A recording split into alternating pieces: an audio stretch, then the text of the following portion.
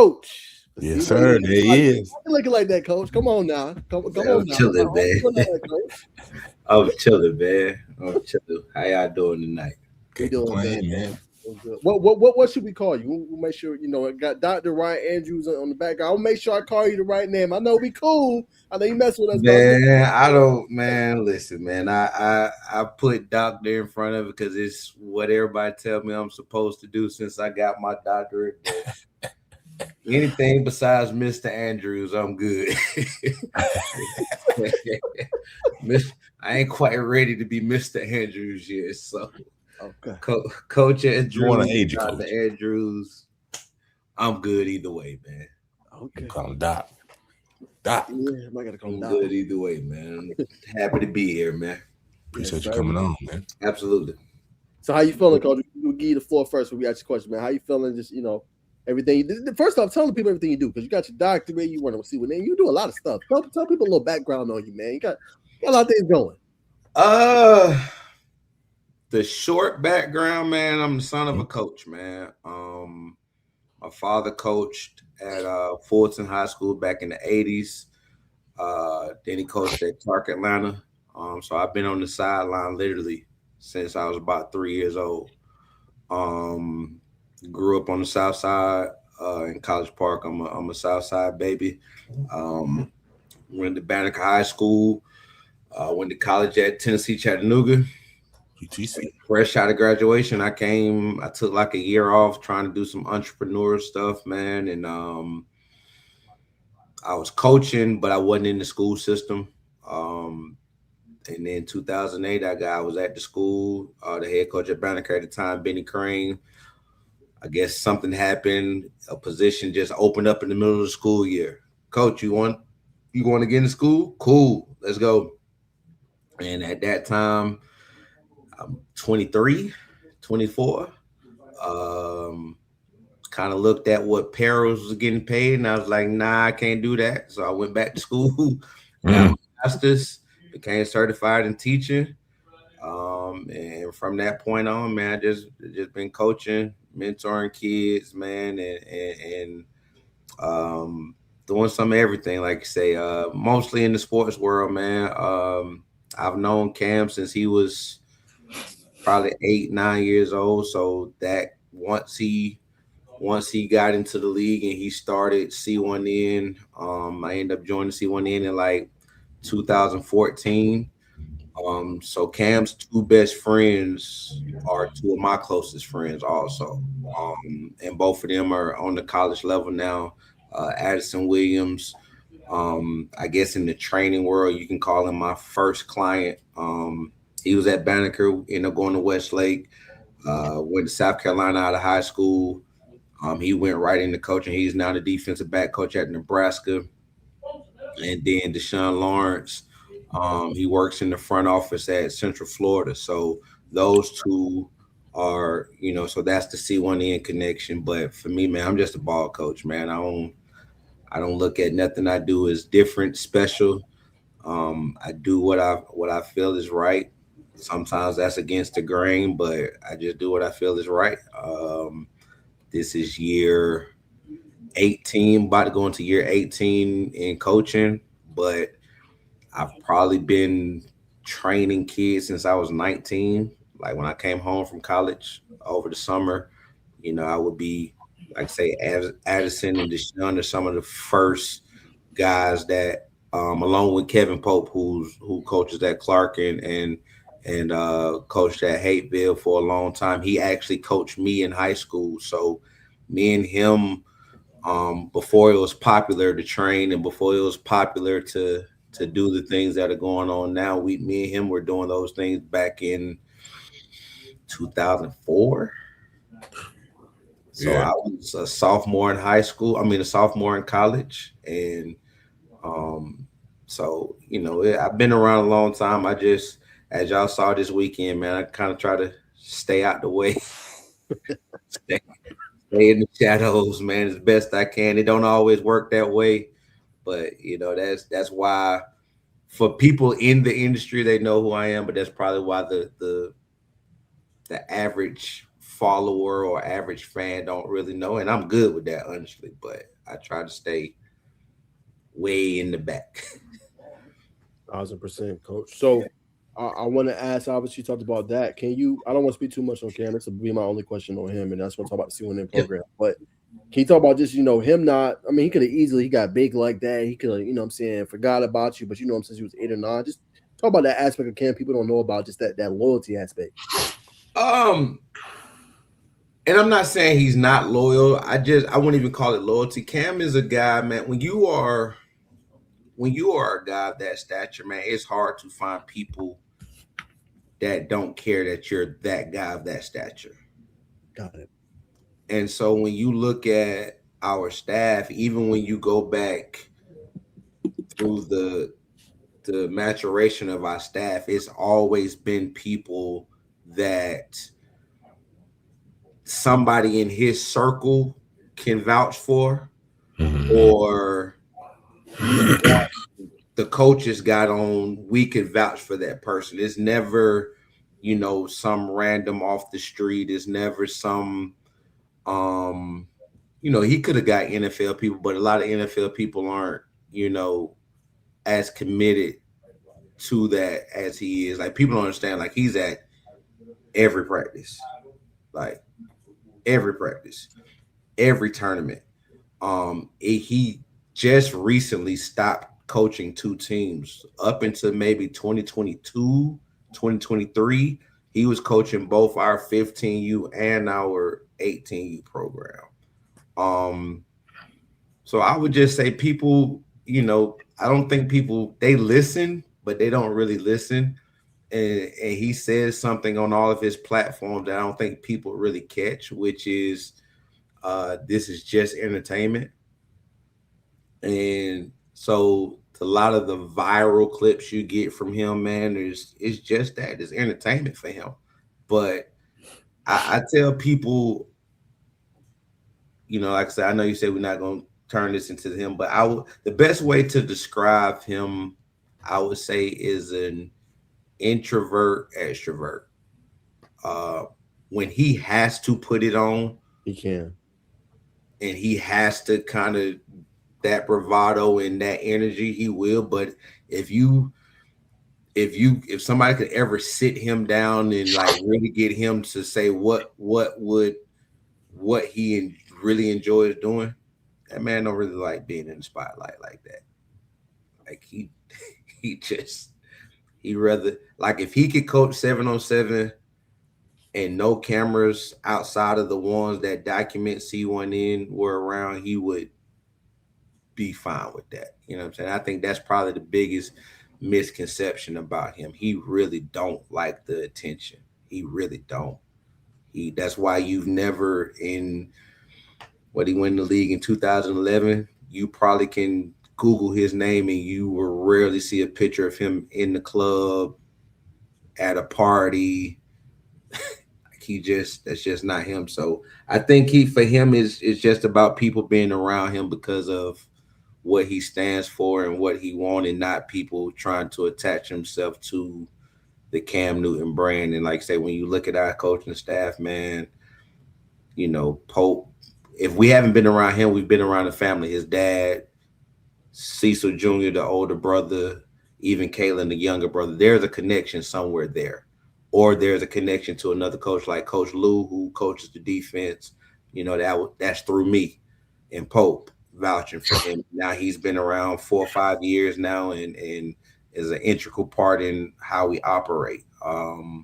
Even the support staff is people that's been around since 2010, 2011. We don't, like, to us, he's a normal person. You know what I'm saying? It's to the outside world that's, oh my God, so I think he values being normal. You know what I mean? And I think that's why most of us are still around. Right. Okay. Got it, coach. Now let me ask you this: the recruiting process of how you get players. We was out there. I'm not gonna reveal what we seen. You know what I'm saying? When you gave us that exclusive invite to see you guys in the tryout. I'm not revealing that. Nobody needs to know that. You know what I'm saying? But how do you guys dictate, okay, that player is going to be on our team? Because it was one player that did kind of blow up a little bit. Not saying he's a big-time recruit, but Aiden Meitzer really stood out, You know, I'm seeing that at the camp practice tryout. How do you guys go about? Okay, yeah, he's on my roster. So contrary to what people would say, man, 90% of our 18U comes through our 15U program.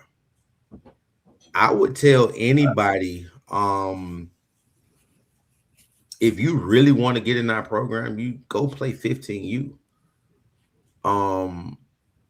So when you look at our team now, for example, contrary to what OT7 said last year about Derek Baker being handpicked, no, he wasn't.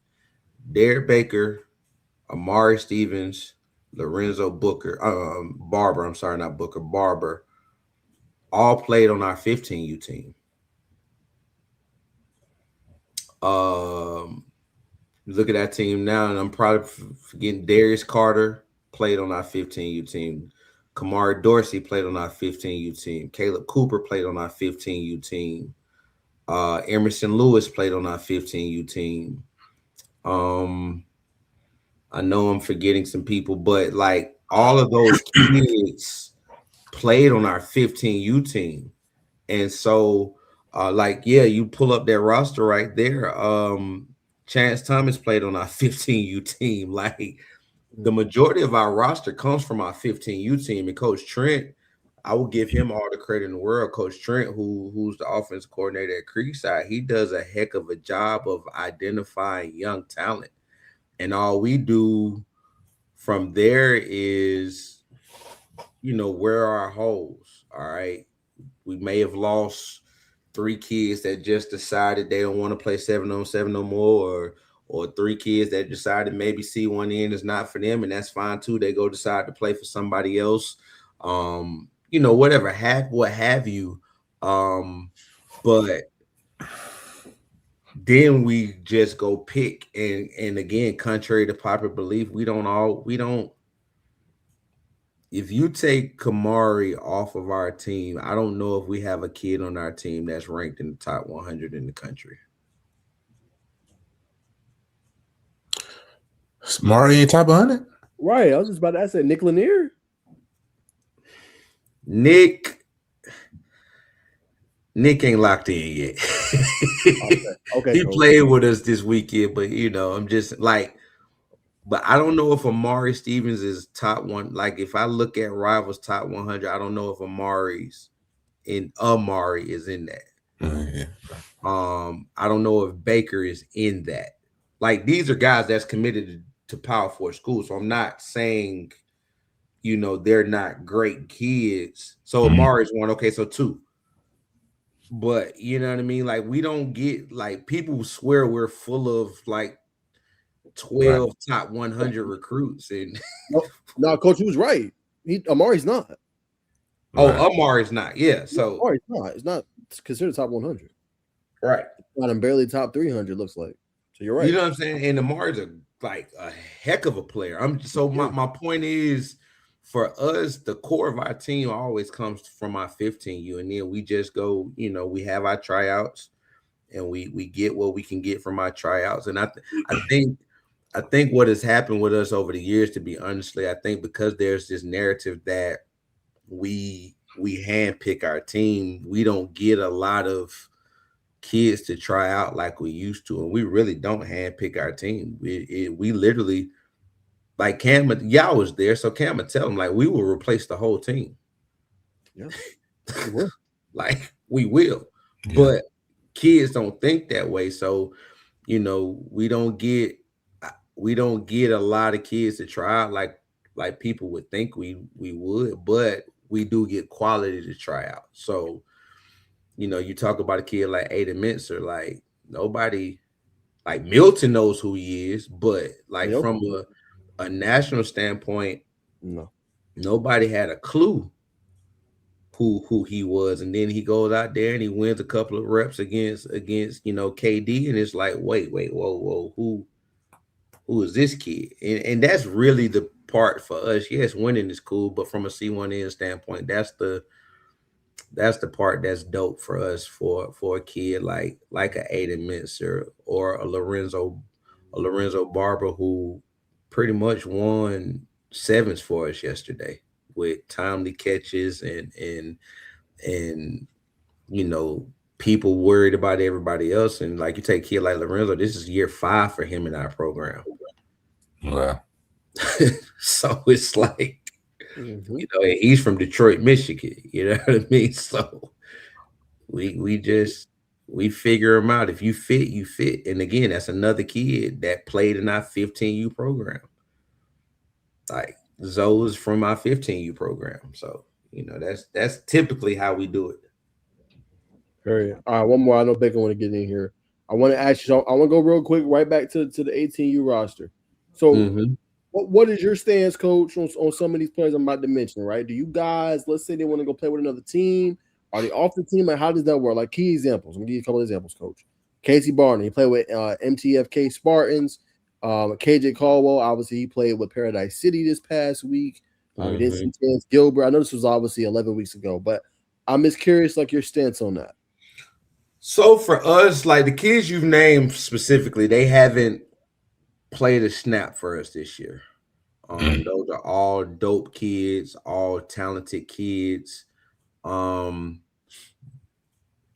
all kids that are anybody would love to have them on their roster. So you take Casey Barner. Casey played with us last year. So at the time we had tryouts, he was hurt. So yeah, you put him on the list.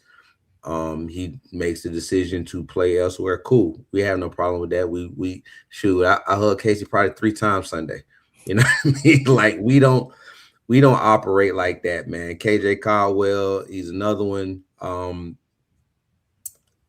I taught his sisters at Shiloh High School. So wow. It ain't no, you know what I mean? It ain't no issues. Like and then we travel light too. So like when we go on the road trip, we might carry 16 kids. Might. You know what I mean? If Cam feeling nice. But at most we're carrying 15. So that's 9 on defense and 6 on offense. Like he don't even carry an extra receiver on offense because his thing is if you make this team, you're getting all the reps. I don't want nobody sitting on the sideline pouting, talking about they ain't playing. I don't want like none of that. So we travel real lean. And so some of those kids, they never played a snap for us this year, and that's fine. Some of them, played for other teams that are more suited to their actual high school team. So they might be playing with a team that has a lot of their high school teammates, which I think that is dope. That was something I was going to mention tonight. I think a lot of high school coaches look at 7-on-7 wrong. I'm a high school coach. Don't get me wrong. There is some terrible stuff about 7-on-7. Listen, I'd be the first one to tell you. That's why I don't coach anymore. Or I try not to. Let me say that. That's why I kind of stay on the operation side of it. There's a lot wrong with Club 7v7. I will be the first person to say that. But I think if I'm at a school that has a budget, and I put my kids all on the same team, I get my 8th grade coach because he's not affiliated with the high school. So you can't accuse me of breaking rules. And as many tournaments that come to Atlanta throughout the season, all right, cool. Y'all want to play 7-on-7? Cool. We're going to run our stuff. We're going to get better at doing what we do. And I'm going to embrace this culture. If I'm at a program that got the money, like I ain't going to sit, complain about it.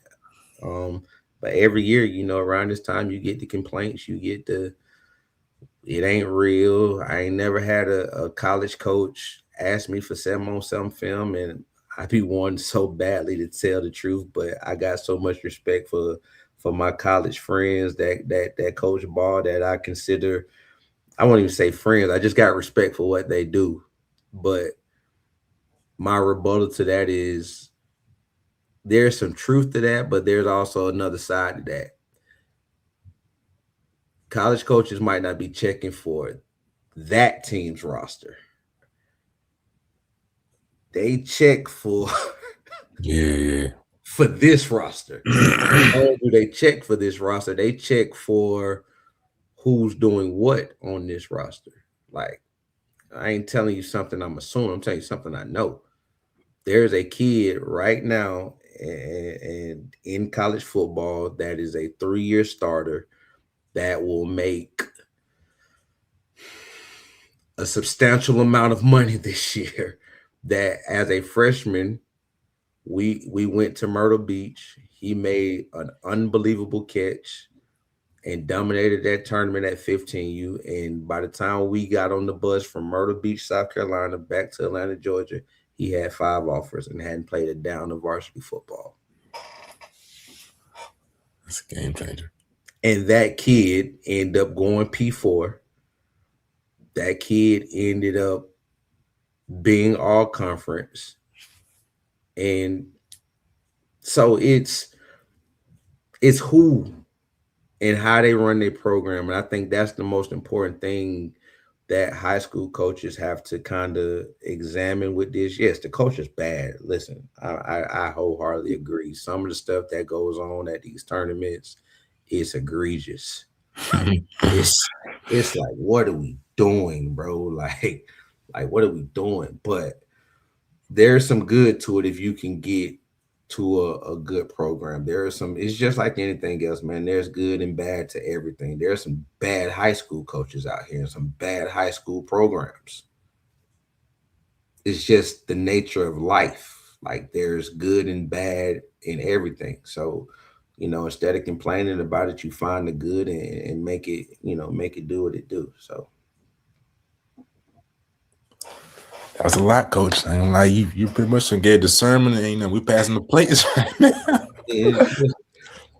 Man, I try not to go on tangents, man, but there's so much good in our game, man. I just get tired of going on Twitter and when I say the game, I'm talking about high school football. There's so much good in our game, especially in the state of Georgia, man. And you just get tired of seeing. Like, I can tell you what time of year it is by the arguments that take place on social media. That's a fact. Like, I can tell you it is the month of January when I start seeing, I'd rather see my kids running track than doing 7-on-7. I'm with you, big fella. I'm with you. But again, at what point do we stop complaining about this every year? And we just figure out how to make it work for you. Like, we got on our team, we have kids that run track. And you know what we tell them when they say they have a track meet? Go run track. We practice on Sunday for that very reason. If a kid tells his coach, I'm kind of tight, man, I ran yesterday, cool. Sit down. Like, sit down. We not, again, I only can speak for what we do on that side of it. We're not here for the foolishness. You know what I'm saying? I be wanting to tell people put a stamp on it when you be addressing this stuff, because we don't operate like that. Don't miss nothing with your high school messing with us. And if you do, you better make sure you told your high school coach the truth and he good with it. But don't come blaming us for nothing. Nah, facts. So I want to ask you this, Coach. My perception of high school football to 7-on-7 is high school football maybe a little more A to Z and getting scholarship. 7-on-7 does that too, but it maybe increase your NIL value. You know what I mean? Is that a fair assessment? I think it's all of that. I think so. As a high school coach, let me speak on this side of it. I coach high school football. Like I said, this is going into year 18 for me. I've been anything from a head coach to a defensive coordinator to the guy that washes laundry. Even as a head coach, I wash laundry. You know what I'm saying? So I've done just about everything you can on the high school side besides win the state championship, right? Mm-hmm. I think when you're talking about recruiting from a high school standpoint, especially now. You have to have honest, transparent conversations with parents and kids, and but with that, you have to have an understanding of how this process goes now. So if you don't have a Power 4 kid, you have to understand your recruiting will not. If I'm in the class of 2027, if I'm not Power 4 or G5, I probably won't start getting recruited until November. And that's if I'm a bona fide football player. Because the reality now is that kid that would squeak into a lower level P4 5 years ago, that kid is going G5 now. Mm-hmm. And that bona fide G5 kid is now going FCS. So all the FCS schools that are recruiting high schools are doing is waiting for all these guys that got all these early offers in the spring that think they think they can commit to Texas right now, and they can't. That's all, the Tennessee Chattanoogas, the Furmans, the Georgia Southerns, even though they're G5, but that's all those schools are waiting on. And so what happens now, everybody else gets pushed back. So if you're not a kid that's going to tear up the camp circuit, but you're really good at football, you have to understand your process ain't going to start to November or December. Like, that's just a fact. And as high school coaches, you have to understand that, like, we know what it is at this point. It's not changing. It's not changing. It's never going back to where people are signing 25 high school kids again. It's never going back. It sucks. It hurts. It's frustrating, but it's never going back. So again, do we figure out how to navigate this, or do we every December and every February go on Twitter and complain about how this process is not fair to the high school kid anymore? It's just what it is. And then there's also some old school elements to it from a high school coach that we got to get back to. Get your butt on the road. Mm-hmm. Dead period is over Friday. Load up a van and get on the road. You know what I mean? Go get on the road, because a lot of these schools, especially the ones in the Midwest that would love to take a kid from the South, they don't offer them because they like, will he come? Like, I don't know if he'll come to North Dakota State because he got to pass so many schools. Yeah. You know what I mean? So I think that's the other part. I think we just got to start thinking outside the box of where we sell our kids to. Like, you might have to save $200, $300, $400, $500, and take that kid on a recruiting trip to Idaho. Go see the Vandals. They'll take them, but they don't have the budget to come to Atlanta, because Atlanta ain't a pipeline for them. So why am I gonna spend $10,000-$20,000 of my recruiting budget to spend 2 days in Atlanta when I don't even know if that kid knows where Idaho is, let alone will come to school up there. Right. Or, and I say it, take your butt to some HBCUs. Yes, I know the way they recruit, I know it gets frustrating. Listen, I be on their butts. I get it.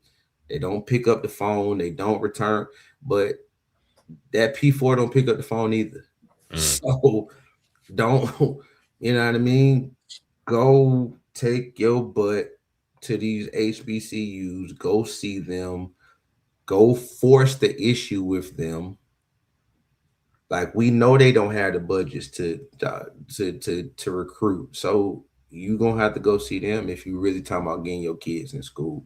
And then I think from the 7-on-7 side, man, again, I think we got too many people in the 7-on-7 space that are in it for the wrong reason. They think they're gonna make a buck, and they're not. And because they think they're gonna make a buck, they're not trying to develop real relationships with kids or college coaches. They're trying to sell these kids, especially now because college coaches, it is what it is. I probably get in trouble for saying this, but we know what's going on. They are willing to deal with the middleman to get the kid on campus now. So you got people jumping in 7-on-7 so they can be the middleman because school A is willing to pay $2,000, $3,000, $4,000 just to get them on campus. But you're not really helping that kid, you know what I mean? And that's really the issue. So I think, like, for us, we try, when we go out of town, we try to visit at least one school if our schedule allows it. So like when we go to OT7 in a few weeks, my connect at TCU left, so I got to get another one. But 1 week we in Dallas, I want to get us to TCU campus. Another week we in Dallas because we got to go 3 weeks for OT7. I want to go to SMU. And even I'm forget my ignorance. I don't know all the smaller schools in Texas or in the Dallas area, but we'll go to the smaller schools too. Because like a kid, like we was talking about earlier, Lorenzo Barber, TCU probably won't take him. And I know somebody here to say that's not even near Dallas. I don't know, but like Stephen F. Austin, you know what I'm saying? I don't know if it's near Dallas, but my point is Stephen F. Austin might take him. You know what I mean? Something like that. Sam Houston State might take him, but if we can get to, those smaller schools that are around the Dallas-Fort Worth area, we'll go there, like I say, if the schedule permits it. And so that's what you have to do, man. You got to remember why you in this business, man. We in the kid business. You know what I mean? And if you ain't about kids, bro, you doing this for the wrong reasons. Got Coach Rance in the chat. That's my guy, man. Rance, that is my dude, dog. That's my dude, man. That's my dude for real. Passed out. I told you, Coach. Hey, congregation look like this. They got the fans look like this. Come on, that's it. I mean, Najeh said, "Speak your truth." I told him I could do it a little bit. Some of it get me bad, but but I tell as much professional truth as I could tell. I could, I don't. What we want. Like I told him, man, ask me anything, man. I ain't. Well, let's go JUCO. You know what I mean? I talked to some coaches or some players. You know what I mean? Like, this kid can go G5, low D2, whatever, but they go JUCO. You know what I mean? They may get the same type of development, and they also putting some money in his pocket. And they not doing that at the school. That's a little more name brand. That's not D1. So what's your opinion on that? See, everything has changed, man. Yeah. And so even JUCOs, like I think when high school coaches say they're frustrated, it's that. So even the JUCO is getting out the portal. They looking for all D1 bounce backs. You know what I mean? Like every level with deception, well, even NAIA with deception of D3, every level has put high school kids on the back burner. Like, let me try to go get these type of kids first. And that's the tough part. Now, I will call high school kids to the carpet now, though, because part of the issue we have in high school is because our kids are impatient. You don't want to go nowhere and sit 2 years. Mm-hmm. Or you don't want to go nowhere and sit 1 year and then be the guy the following year. Yeah. Or you go somewhere small, you have one good year, and instead of trying to put together 2 good years and then go get your money, you get one good year. You catch 36 passes at UTC, and you think you're supposed to go get $500,000 from UGA.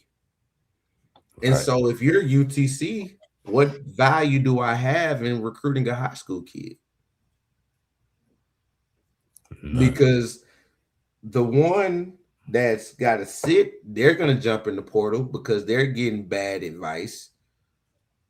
And then the one that plays and balls is going to jump in the portal because they're getting bad advice also. So this recruiting thing, man, is crazy. I would tell the kid to go to JUCO, but I also would tell JUCO, y'all got to get back into high schools. Like, if anybody needs to get back into high schools, it's JUCOs, because that is really how you keep your program alive. It ain't enough D1 bounce backs, because especially now your D1 bounce backs, they're looking for money. Y'all ain't got the money to pay D1 bounce backs. The kid going from making $300,000, you offering them $5,000 and some free books. That ain't. Like, y'all got to get back down in this road and make some stuff shake, you know. And then the other part, I think the biggest thing about JUCO, man, is like, you take the state of Georgia, for example. I don't understand why we don't have more JUCOs. Well, it is the craziest thing in the world to me. Like, I think we might have 4 now, like Andrews College, I want to say. GMC, of course. And then I think it's like 2 more that just started not too long ago that are acting as JUCOs. We got plenty of club ball, but not JUCO. And my, like, even when I was coming out of high school, you know, I'm old now, but I think GMC might have been the only JUCO in the state of Georgia. That is wild to me. Yeah. Like, and I get it, football is expensive, but that's just wild to me. Like, and I that's the other part that's tough, because unless the rules have changed, I want to say Kansas JUCOs are only allowed like 12 out of state kids. Mississippi JUCOs are only allowed like 8 to 10. Yeah. And you know, if you're a Texas JUCO, what I'm coming to Georgia for? Yeah.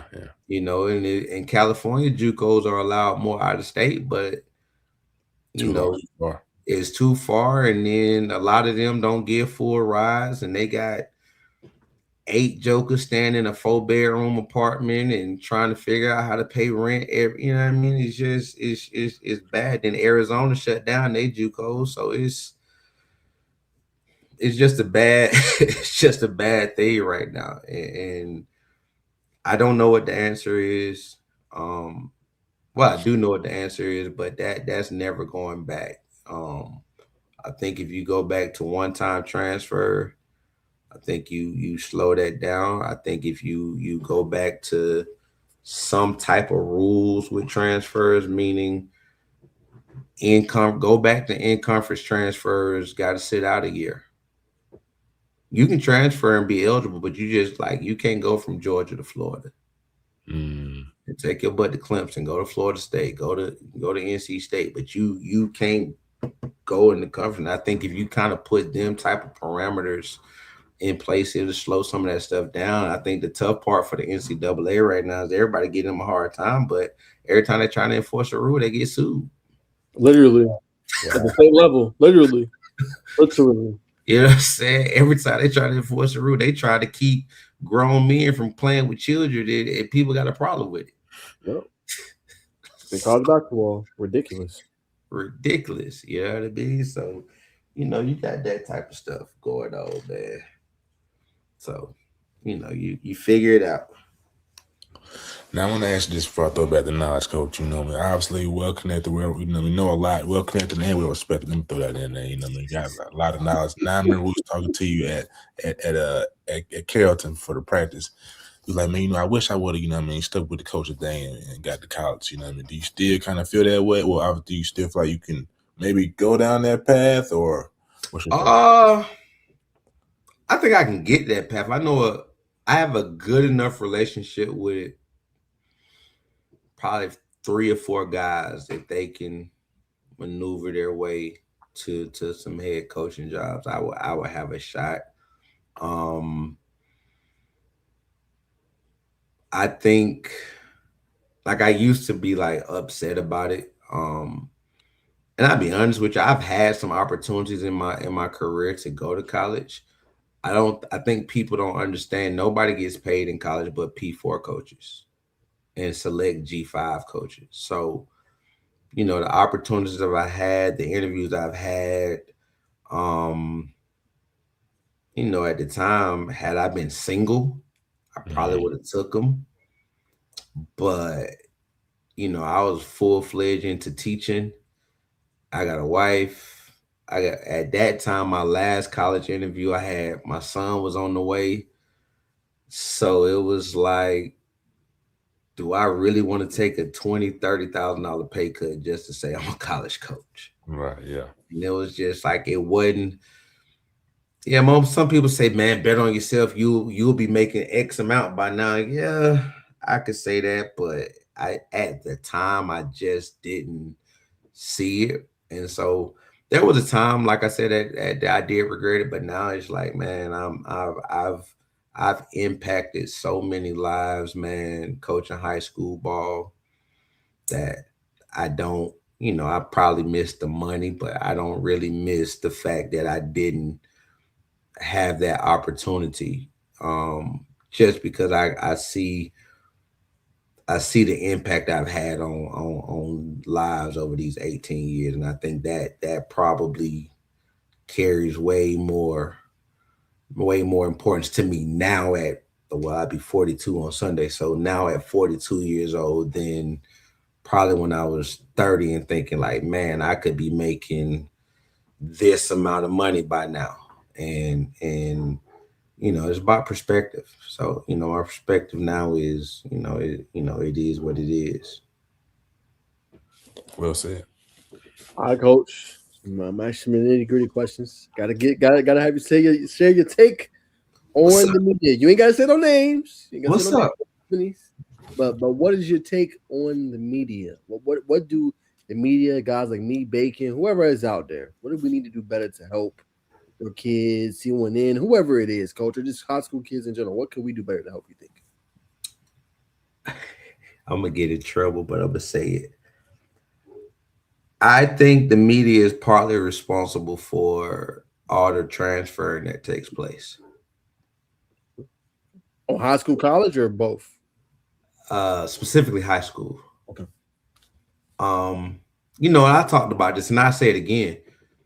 Kamari Dorsey is the #1 safety in the country by most publications. He's the #1 or 2 player in the state of Georgia. And you were the only media person there covering his commitment. Like, I got a real problem with that. But if he was at any other school that people are normal or are accustomed to covering, we wouldn't be having that conversation. And so it's that stuff that I'm talking about. Like, right, wrong, and different. We are in a generation that loves the attention, and so they're going to go where the attention is. And I think a lot of the issues we have in the state of Georgia when it comes to kids transferring, it's not high school coaches doggone recruiting. Don't get me wrong, there are some that are, but it's not that. But when you look up and the same people are playing on GPB every week, the same schools got 10, 12 kids with offers. The same 10, 12 schools got, Tom Lemming is calling them to come take pictures. And I have to double check, but I don't think Kamari was included in the photo shoot that Tom Lemon had in Georgia a few weeks ago. Real Christian, yeah, I don't think he was. I could be wrong, but I don't think he was. That's a good point. And maybe they reached out to him and he was busy. I could be wrong, but like that's an issue for me. And it's not just because it's Kamari, because I'm close to him, but it's Kamari is the case study that kind of supports my point. In like there was a time people was digging up under rocks, and put it like this: there was a time I had recruiting services at a midnight practice at Banneker High School. Wow. I had recruiting service rival Scout when Scout.com was in play. Like in College Park, Georgia. Midnight. At midnight. Right. Now, granted, we had players, but that wouldn't happen today. No. Like that wouldn't happen today. You know what I mean? And I think some of these kids, man, some of these programs just deserve better. Now, some of that is on the high school coach and being able to contact these people and have those relationships. I get that. Cool. I'm not saying, they're not completely, they're completely innocent in this, but I think we got to get back to it. And I know it's hard because we're in a digital world now. So everything's about clicks and traffic and well, you said it. I said it. Everything's about clicks and traffic. So I get that. And I understand that. I just think when you're in the kid business, man, I think we forget that. Like, they never hit me back, but I had a real issue with Rivals with the way they handled Kamari's announcement. I shared that when they posted his announcement date, they didn't tag anybody but Texas A&M writers. And at that time, I know for a fact, Kamari hadn't told the other schools he wasn't coming. Like he hadn't told them yet. So for you to post his commitment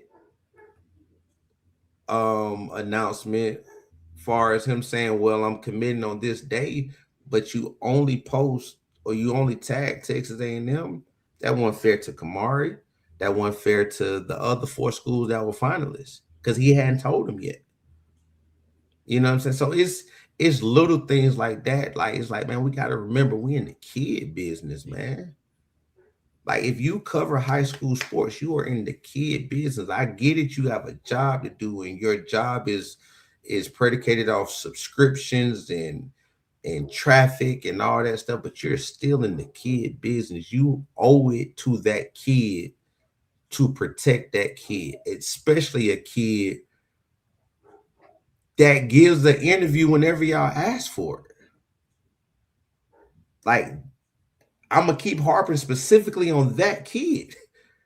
He don't turn down interviews. He's respectful. He don't big time nobody. He don't like, he is that's who you want to cover. And that's how you treat him. You don't show up to his commitment announcement. You don't, you pretty much tell the world where he's going and take that moment from him. I got an issue with that. But if he went to those, as I call them, tier 1 schools in the state of Georgia, we wouldn't be having this conversation. Like we wouldn't. And so that when you ask that question, that's what it is, man. Just because that kid go to a school that you don't consider worth your time, don't mean you treat him like that. And that's any other kid. You know what I mean? Because again, we're in the kid business. So I would just, that's what I would say to the media. Remember, you're in the kid business. Like, these are still kids. I don't care how much money they making. I don't care what whatever. We are still dealing with kids and handle it as such. So, that's my little spiel for that. Period. Okay, coach. We'll leave that there. You've been around the game. You've seen a lot of game. You know when kids are going to kind of pop and things like that. What do you think it is, coach, that make a kid like, you know what, he's special? I know kids are bigger, faster, stronger now, coach, but what's that? Like certain kids got the it factor, coach. Some kids don't. They're good at it, so they're like, oh, this can make me some money. What's that determining factor? You like, okay, this kid's the one. He could be it. I think it's different for every kid, man. Because the talent is there, you know what I mean? But it's certain things in every kid that's just like, okay, that's what makes you different. So I give you 2 stories just from my experience with C1N. First one is Travis Hunter. All right. When Travis played for us, he had played for, kind of going back to that question you asked about kids playing for other teams. So Travis had played for 2 other dope, dominant 7-on-7 programs before he played for us that year. And then once he got with us, he pretty much, stopped playing. I think he played in one more tournament with one of those teams, but he was locked in. At that time, that was the year after COVID, so that was 2021. We played in the Pylon Nationals out in Dallas. I don't know what we were thinking, but we took a bus. Well, they took a bus. I flew. I wasn't getting the bus. But out of every kid on that team, if there was one kid that had the right to look at Cam and say, hey, you're flying me out here or I'm not playing, it was Travis Hunter. Travis Hunter rode a bus from Atlanta to Dallas and did not complain. Played his butt off. We won the Natty. Cam took the kids to Six. Literally, we left AT&T Stadium and went to Six Flags to celebrate. That was the first time Travis had ever been on a roller coaster. Wow. And that's all he could talk about. Like when we're getting ready to leave and everybody's either we're loading up the bus to go back or people going to the airport, all he's talking about is, man, I thank y'all. Man, I've never been on a roller coaster before. I've never. Oh, you're different. Mm-hmm. You're different.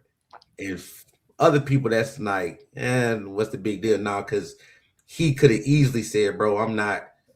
Or he could have not been appreciative of going to Six Flags. Like, you live in Georgia. What you mean you've never been to Six Flags before? Right? The other kid, when I knew he was special, is Dante Moore. So what people don't know is the very, very first OT7 was in Las Vegas, and it was a partnership between C1N and Overtime. I know that.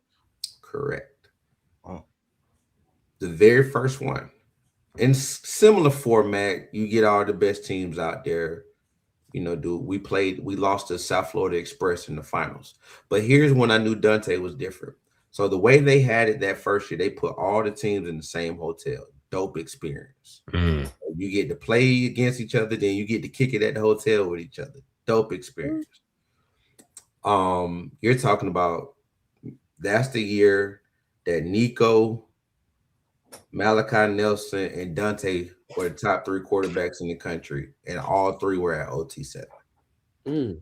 So the way they did it that year, they put you on a bus. They put 2 teams on a bus to transport them to the field and back.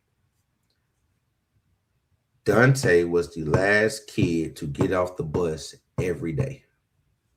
You know why? He was cleaning. He was cleaning the bus. Wow. So for me, it's that. Everybody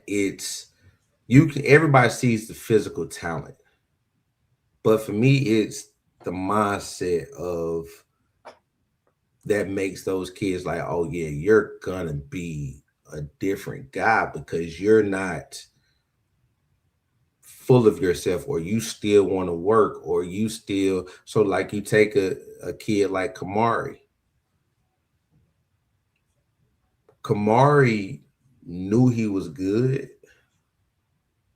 but Kamari also was humble enough to know that he knew nothing. He was just out there playing off of God-given ability. And I remember, hey coach, can we get some work? But I ain't trained nobody in 7 years. Wow. I won't do that no more. Nah, coach, I need to get some work. All right, bro. And then to watch him work. Like, you have kids that sham drills, that ain't Kamari.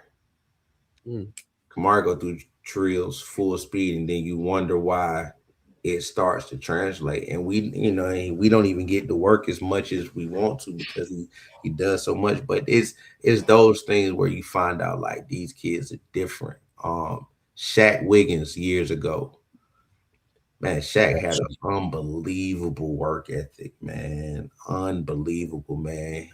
Glenn Ford, who runs I Dare You, man. And I worked with Glenn with I Dare You, and just to watch Shaq work was like unreal. Like, it was unreal to watch Shaquille Wiggins work. You know what I mean? So it's those things, man, that you just kind of you zero in on, because again, everybody got talent, but what makes you different? And then when you start to see that, it's like, oh yeah, you're a different type of special. Like, you're a different kid. Like, to watch Justin Fields in 2017 go from a guy who everybody said, oh, he's just a runner, to, oh my God, he can throw the football. But to watch him work and watch him soak in everything, like you see it. You see it is unbelievable, man. And you just, it, like I say, it's different for everybody. The things that trigger, like for me, but for me is it comes more, what is the neck up and what is your heart? Like, you talented, that's cool, but when I can see what's in your heart and what's in your brain, I can say, oh yeah, you're, because as my dad used to say, if you're a fool without money, you'll be a fool with money. Oh boy, even bigger one. You know what I mean? So when I'm looking at kids, I'm looking at those things. The talent is the talent. But if you crazy and you ain't got no money, Lord have mercy. That's a fact. You know what I mean? So that's how I look at it. I'm gonna ask one more before I throw it back to Bacon.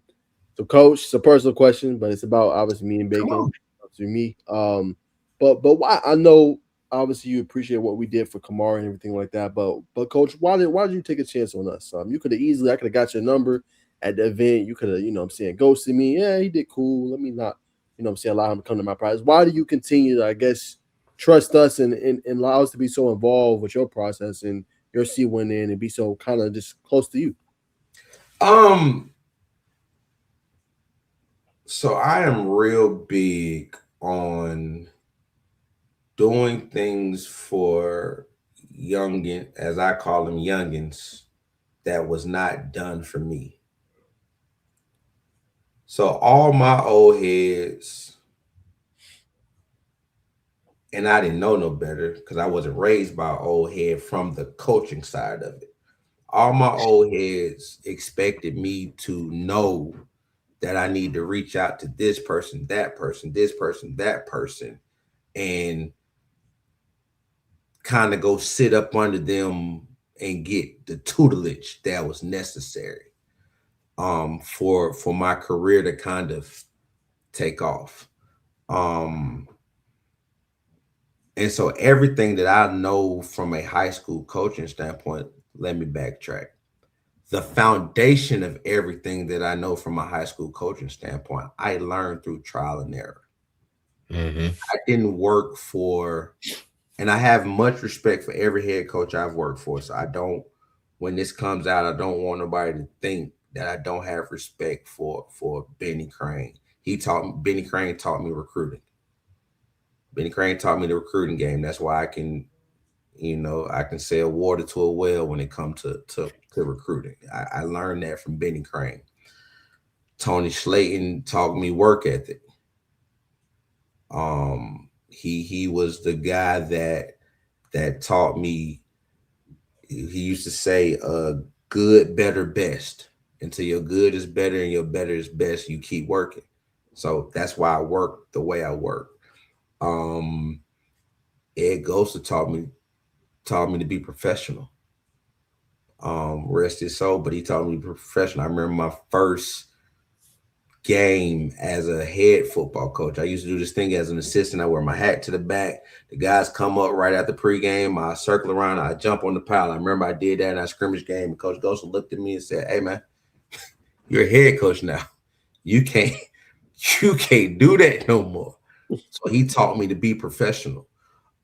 Scott Burton at Marietta taught me organization. Like I didn't have a clue about organization until I worked for Scott. Like I knew what it was supposed to look like, but just didn't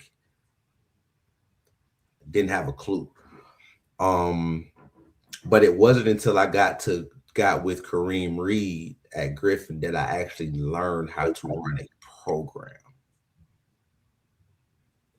And so and you're talking about by the time I got to Kareem, that was 2019. So you're talking about 11 years, 12 years of me coaching. Wow. And I never got a chance to work for someone that I never got a chance to work for Frank Stevens or Eric Parker or a Brian Lamar or who learned from Frank.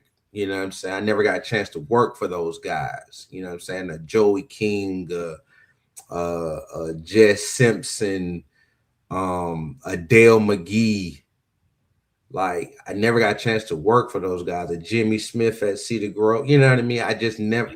I never got a chance to work for those guys. So my foundation is really trial and error. And so I always told myself, man, when I got an opportunity to kind of be the OG, that's what I was going to do. I wasn't going to expect guys to know to come talk to me. You know what I'm saying? And to be honest with you, from a numbers standpoint, I haven't done anything in high school football for people to come talk to me and want to learn, so to speak. But I will say a lot of your favorite coaches talk to me. And I'll leave it at that. And so for me, I didn't want to be the guy that people had to seek. I wanted to be the guy. And I know some people say there's something about being mysterious or whatever, but I didn't want to do that. So, I was in this game, like Jamie Newberg covered me in high school, and his brother is now covering recruiting, you know what I'm saying, Josh Newberg. Mm-hmm. And then, Rusty and Chad and Kip Adams, all those guys when I was at Banneker, they did me a solid by covering Banneker. And granted, we had players, but, they covered them. And so for me, it was, man, when I see guys that are out here actually trying to do right and not just search seek out the big story, or not just post stuff for the sake of posting because they know it's going to create controversy. It was like, man, everybody, and then the other part, everybody don't want to cover us. You know what I mean? Like they don't, because they feel like, or in the past, we've been protective of our kids. One thing being around Cam has taught me is, bro, you the product. Like Cam and Ahmad Tinker, those two there have taught me the value of that kid being the product. So you control the product. And when the people who want to talk about the product aren't necessarily valuing the product, then they don't necessarily need to be allowed access to the product. And so over the years we've done that, or what people don't understand over the years, a lot of our kids, because like recruiting's changed, but man, back when we first started doing this, man, it was so many writers and people calling these kids, man. We would get the tournaments and the kids would tell us like, coach, I don't want to talk. Cool. Hey, we ain't doing no interviews. And so, you got people who they haven't forgave us for that, but it wasn't us. It's the kid. The kid didn't want to talk, and he didn't have enough here then, because those kids were, for lack of a better term, those kids were more respectful of the process. Now these kids don't mind telling you no, but when you talking about 2014, 2015, 2016, man, them kids was, man, like they didn't know how to say no. So I think a lot of people just don't want to cover us because of that. And I know for y'all and for you, you're getting in. So let me give you that look, because again, you did right by somebody that I value. I hold near and dear. And I think I'd be crazy not to, because if you do right by my people, I think I owe it to you to do right by you. You know what I mean? And I do the same thing with coaches. Like three or four of the young guys that are very near and dear to me right now, like shoot, two of them just got head coaching job. Like Jabari Wilder, that is little bro. Like I go to war like straight up about him. Chaz Ferdinand, who just got hired at Northgate. Just talk to him too. Yeah. Like little bro. Like you just talked to all three of my little brothers. Literally. Go tell who just got the DC job back here. And like them three, and it's more like Rodney Williams at Brookwood, like Damian Wright at Grayson. We gonna get Damian Wright, but I'm gonna keep praying for City. But like them five, like I try to. And it's more if they reach out, but like them, like Norm Washington, who just got a head job last year. He was at Gainesville. He got a head job up in South Carolina, back in his hometown. But those guys, man, like it wasn't done for me. And not that anybody owe me anything, but I think Brian Love was the first person to reach out to me. And ironically, me and him became head coaches at the same time. And so that is somebody I lean on. And so because because for what he did for me, I try to do it for people younger, because this business is so cliquish, man. And it's so, conversations behind closed doors that you don't even, like, bro, how can you even come to that conclusion about me? You ain't never coached with me. You ain't never, whatever, you know what I'm saying? So I'm like, man, I'm not going to be that guy.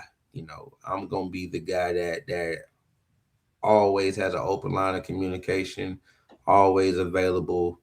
And if I can give somebody the game or give somebody an opportunity, man, that's what I'm going to do. But the other side of that is, if I can't be mature enough and honest enough to be like, yeah, bro, I can't do that. You know what I'm saying? And that's really why. So I wanted to always be for the younger kids what wasn't done for me. And again, those old heads don't owe me nothing. I'm just saying I didn't know to go reach out to them. And now it's funny. I can call Nick Davis whenever I want to. I can call Frank. I can call Eric Parker. I can call these Ahmad Tinker, you know what I'm saying? Dale McGee, I can call them. But I didn't know as a 23-year-old that I had access to them guys. Because had I known, my career would probably be a whole lot different. But I want to prevent the coaches under me from making that same mistake of feeling like, you in this alone. Nah, big dog, I got you. I've been there. I done sat in that chair before. I done got whooped by 70. I done won by 70. We can have whatever conversation you want to have. You know what I mean? And so I just want to be that guy. And even to the media people, man, I'm fortunate that I got access to kids, like I say, to the product. So, if I can give somebody a shot, maybe an interview with somebody that's going to, help boost their career, I do it. I thought of you, Bacon, but I just want to say, Coach, we appreciate you for that. Yes, sir. Could have definitely, said did something different, but like I said, you one of the real ones in the game, man. So we just want to say we appreciate you for that. Even coming on the platform tonight, man. We appreciate you. I appreciate y'all. What you got, Nick? Nah, I'm gonna follow up and say I appreciate you again. Just to sort of come full circle, Coach. But as we kind of let you go, you know what I mean. What does Coach Andrews do to kind of wind down, decompress, let us, get outside of football? You a chess guy? I'm a cigar guy, man. Okay. I'm a cigar guy, man. I should have known. I'm a cigar guy, man. I'm a sit in my backyard, man. Now that it's a little warmer, I'll probably be at my, I don't even know why I'm gonna say this because I know somebody gonna see him like, oh, he flexing, but I'm gonna sit in my backyard at my fire pit with a and that's me. Or just, I ain't afraid to say it, man. I like being married, bro. So definitely, if my wife at home, I'm a big baby, bro. I'm climbing up under her and going to sleep. Like I love being a father, man. I love being a husband, man. And those are probably the things that help me decompress the most. And if I'm just in, because we all human, if I'm in a mood where I just don't want to be around nobody, I'm probably in my backyard with a nice stogie and listening to some type of old school or new school R&B and minding my business. I figure the more I mind my business and the less I say, the less I can be in foolishness. And I don't talk to a lot of people, so if something ever gets said that I said, I can pretty much pinpoint who I said it to, and then I know you need to get out the circle too, man. I that's what I do, man. I be out the way. Nice. That's the only way to do it. If it was for 707, you probably would not see me until doggone August when football season start. I gotta be out the way. I had somebody tell me the other day, man, I didn't know you coached at Whitewater. Exactly. What? Be out the way. Yeah, like Najeh looking like what? Yes. Out the way. When? Yeah, I got there last year. I'm the safeties coach at Whitewater. Be out the way, man.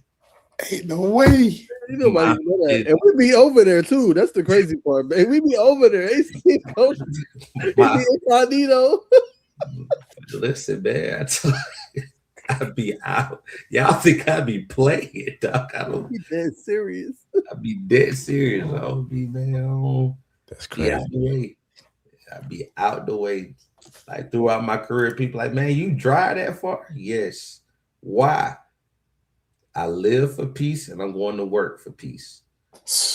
And Whitewater is the first time I've ever worked 10 minutes from my house. But other than that, man, as I say, this is not no act. I literally be out the way. Tink probably about the only person that can get me to come work a camp at this point. Shout out to Tink. Bro, it got to make sense at this point. Like, why am I going to do this? Because I'm to a point, man, where I just, if it don't make sense, and I ain't even talking about money, just makes sense. Like, if I got to fight somebody, not literally, but fight to coach somebody or egos involved, man, I ain't got patience for egos, man. I'm turning to the old grumpy man, man. Listen, I done forgot more stuff than you young whippersnappers know, man. Leave me alone. That's where I'm at now. So, you know, that's what I decompress, man. Nah, facts. Definitely learned a lot, man. Rants, no, I pop up at Creekside at a practice, man. I be I be out the way, chilling, Man, respect this brother a chilling. lot. Ain't got time for no drama, man. But other than that, man, I be chilling, man. Now let me ask you this though, coach. I mean, I'm an nah, it's open book, not. man. However long y'all need me, I got you, man. Whatever y'all need, man. Are you good, coach? I ain't gonna say we ain't gonna hold you long. We know you're trying to get back. You trying to get back to your wife. You know, so you trying to go Man, sleep. It's getting late in the evening. It's about 10 o'clock. she watching the show, but what's up, though? Luke, I mean, nah, it's not. We try to be some astute, esteemed brothers. You know, we wanna have a happy household. You know what I mean? So, what should we do? What should we be looking at for quality wife woman qualities? Excuse me, I'm gonna be walking for a second because my computer about to die. All I think honestly, man, I'm gonna tell you the best piece of advice I ever got, man, was from Trooper Taylor. Trooper Taylor told me way back when he was at Auburn. He told me, he said, "Don't get you a wife that understands what you do. Get you a wife that wants to be a part of what you do." Um, and that is a really big difference. Um, and so when people ask me, man, like, bro, how did you know?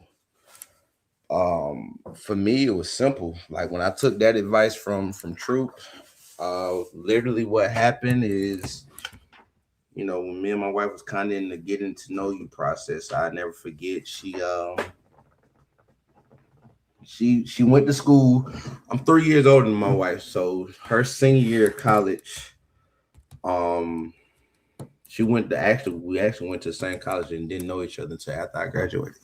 But long story short, it was a weekend. She was supposed to come down. We had football practice, and I was like, "Look, I don't know how much I'm gonna be able to see you. I got practice." And that woman told me, "Oh, that's cool. I want to see what makes you happy." I was done right there. Okay, what we going through? you, my friend, are the one.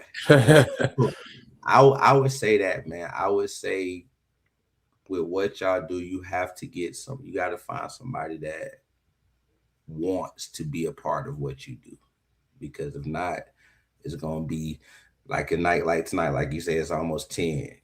That woman that don't understand that and want to be a part of that is going to give you this stank face when you come to bed, or after you finish editing and all that, man. So you got to find somebody that wants to be a part of what you're doing, because if not, it was gonna come a day where you're gonna have to make a decision, and Mm.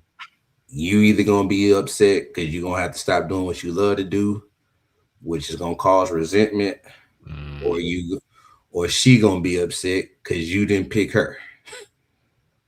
So, and then balance after that. Once you find that person, then it's balance.